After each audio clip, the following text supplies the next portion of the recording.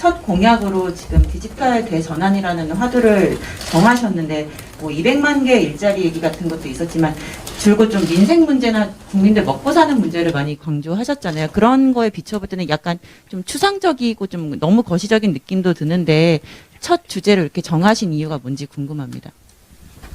네. 이게 좀 훨씬 낫네요.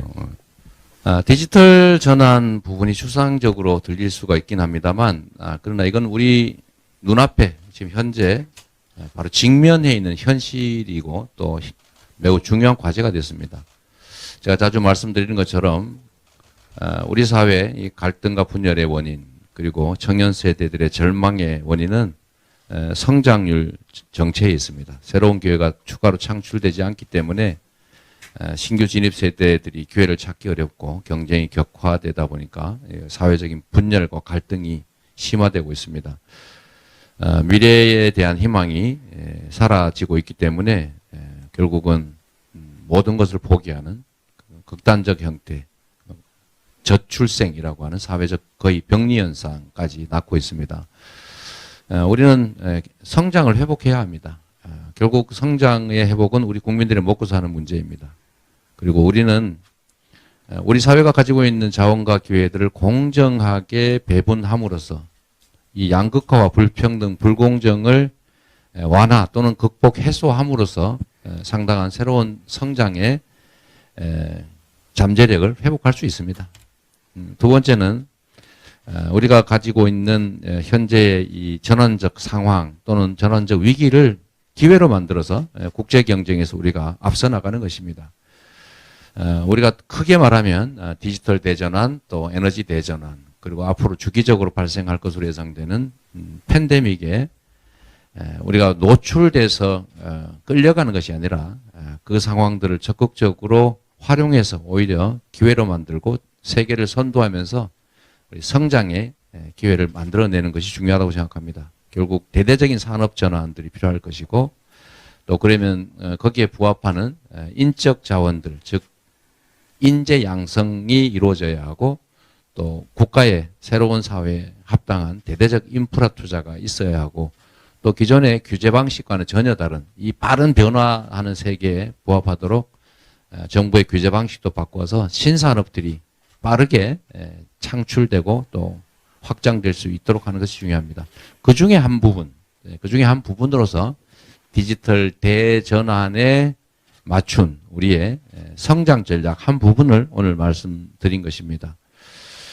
이게 우리 국민 여러분께서는 매우 생소하고 또 이게 첨단 분야의 특별한 얘기처럼 들릴 수 있지만 그러나 이미 우리 현실 앞에 맞닥뜨린 당장의 과제가 되었다는 생각을 좀 해주시면 좋겠습니다. 규제 합리화 이야기 하셨는데 여러 분야가 있을 텐데 후보님께서 특히 관심 가지는 분야에서 좀 구체적인 예를 들어서 설명해 주실 수 있을지. 규제 합리화에 대해서는 제가 좀 말씀을 좀 드리도록 하겠습니다.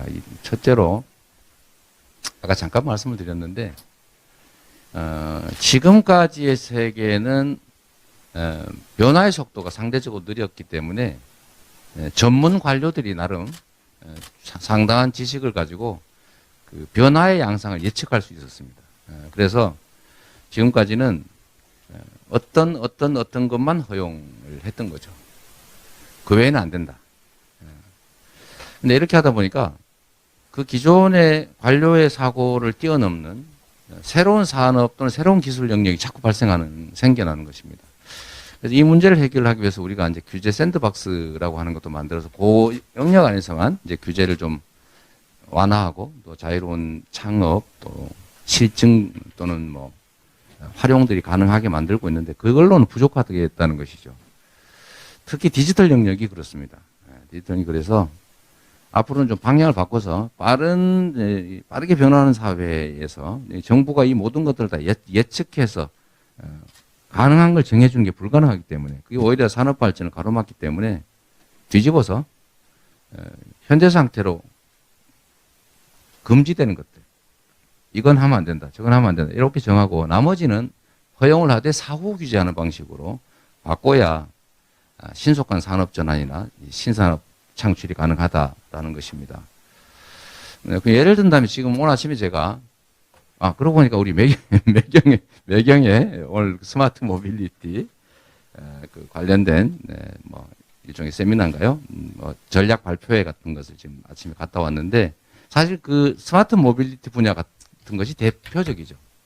온갖 규제 때문에 실증도 불가능하고 개발 자체가 쉽지가 않습니다. 그 외에 저는 앞으로 우리가 또 가상자산 부분도 사실 상당히 관심을 가져야 될 부분인데 이게 법률의 규제 밖에 있다 보니까 이것도 하나의 큰 시장인데도 불구하고 우리가 기회를 누리지 못하는 측면이 있는 거죠. 앞으로 아마 신재생에너지 분야도 비슷할 겁니다. 뭐 예를 들자면 끝이 없을 것 같은데 여하튼 이제 앞으로 우리가 대전환이 질적으로 전환되는 시대이기 때문에 그 과거에 양적으로 변화하던 시대에 그 마인드로 규제를 하거나 또는 접근을 하게 되면 도저히 이 빠르게 변화하는 세상에 우리가 적응하기가 어려울 것이다 라는 생각을 하고 있습니다.